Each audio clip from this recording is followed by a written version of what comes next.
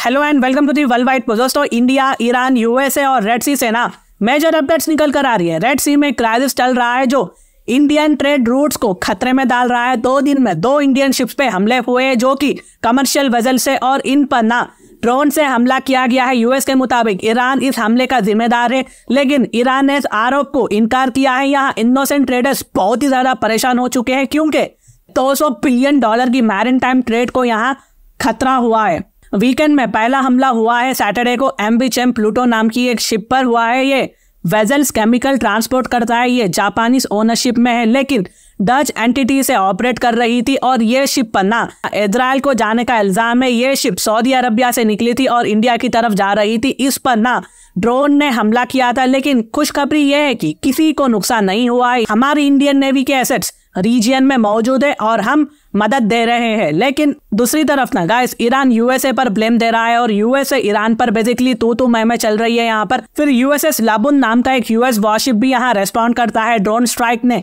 ज्यादा नुकसान नहीं किया और चैम प्लूटो मुंबई की तरफ अपना सफर जारी रखा। इस बार ना Indian coast guard vessel Vikram के साथ चल रहा था।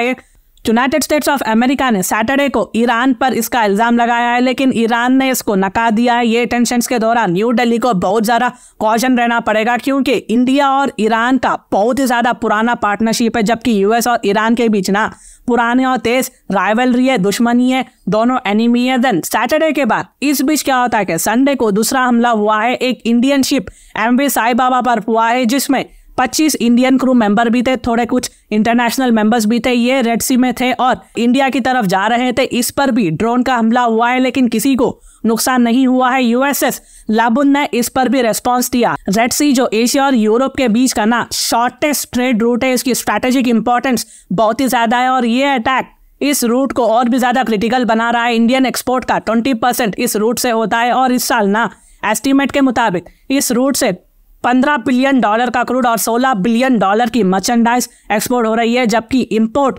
$98 बिलियन तक पहुंच चुकी है। तो रेड सी ये बहुत ही ज़्यादा इंपॉर्टेंट रूट है, लेकिन यहाँ गड़बड़ी हो रही है तो ये पूरी दुनिया के लिए चिंताजनक बात है।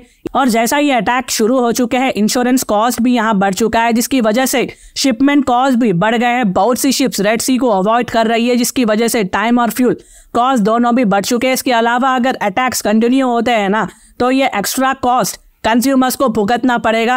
कंज्यूमर्स को यहाँ सेम प्रोडक्ट को परचेस करने के लिए बढ़कर पैसे देने होंगे क्योंकि एक्सपोर्टर्स इसे बायर पर ट्रांसफर करेंगे, जिसकी वजह से कुछ प्रोडक्ट्स के प्राइसेस बढ़ जाएंगे। एक अच्छी खबर यह है कि मारिक्स एक बड़ी शिपिंग कंपनी है, अब रेड सी रूट पर वापस जा रही है, लेकिन वो यूएस कोलेशन की सेफ्टी पर डिपेंड करेगी। देखेंगे कि वो किस टाइप की सिक्योरिटी प्रोवाइड करेगी, जो कि लास्ट वीक अनाउंस किया गया था। ये कोलेशन 20 कंट्रीज की है और इसका नाम है operation prosperity guardian.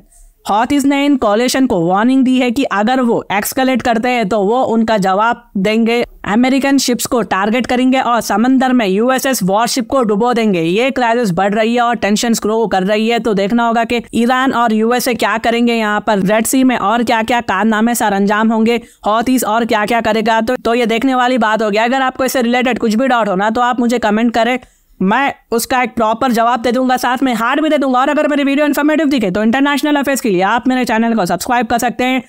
Thank you so much and God bless you all.